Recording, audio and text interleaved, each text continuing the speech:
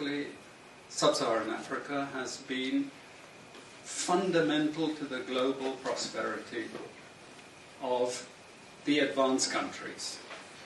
Okay?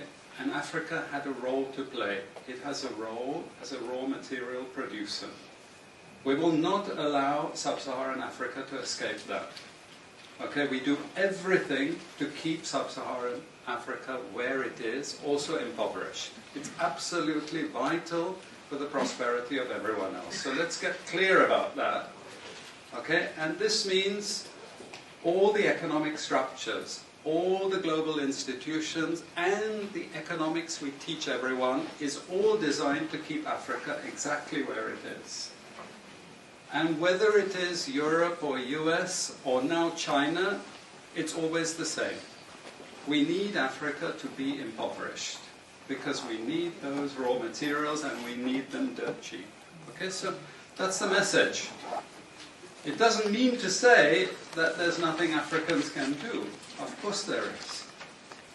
Okay, but this is the opposition that they're fighting. This is what it's about. Because if Africa does do something different, I assure you living standards of all those in Europe and North America and Asia is going to fall. Okay? And that is a big price to pay. I assure you that the West is not going to allow that without a big fight. Okay, so this is what it's fundamentally about. What I want to show you is how these structures are operating. It's just 20 minutes, so we can't do very much, but just to give you a little bit of an idea. And why I keep the ideology part there is because we are part of the producers of ideology. At universities and academic institutions, we are complicit in this whole enterprise. Okay, so the job of many Western academics is to convince Africans they have to keep doing what they're doing. Okay? And to show them it's your fault that you're poor. It's not our fault. It's your fault that you're poor. You know? So this is what we do in academic institutions, and I want to show that as well. Let me just start. This is what it's basically about, so you know what it's about. But I want to just show you the extent to which Africa is specializing in the production of raw materials and basic agricultural goods. We know the basic forces that have caused this underdevelopment. We know it's colonization. I will not discuss that very much because my colleague speaker is going to go into some aspects of this. But I do want to discuss the global economic structures, the global financial institutions, and economic ideology, briefly, to give you a flavor of those. Let me start with this. You can't really see it so easily, but if those of you who are interested, you want the PowerPoint, I'm sure we can make it available to you. But the thing that you really need to see is the top line. Okay? And the extent of dependency is captured by this statistic at the top. Okay? And you compare it with all other income groups, and what you see is essentially in that one statistic how dependent sub-Saharan Africa is on raw material production. Okay? This is the very heart of what makes sub-Saharan Africa beat. Okay?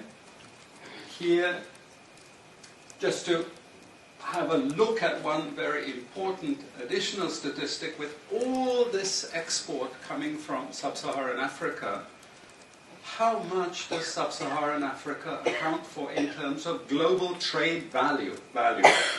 We know there are vast resources coming from there, but look at the bottom line in terms of global trade value. Look at that. 0.5%, 1975, 0.95%, going down to 0.1. To 0.1. Meaning that with all these vast resources being produced, how much are they getting for it? Nothing. Nothing. This is a very significant piece of data. Then I just want to show you what has happened to sub-Saharan Africa, because what we know, and from all studies, no country ever develops without manufacturing. Okay, producing raw materials will not take you anywhere. Producing basic agricultural goods will not take you anywhere. And let's have a look at how much manufacturing activity takes place in sub-Saharan Africa. We can look over the last 15 odd years, 15, 20 years. And we see manufacturing has actually declined as a percentage of the total. This is percentages of total production in sub-Saharan Africa. How much of it is accounted for by manufacturing? So this figure here is 17% of the total. Most of the rest, when we talk of industry, it includes manufacturing, but the bulk of it is mining. Okay?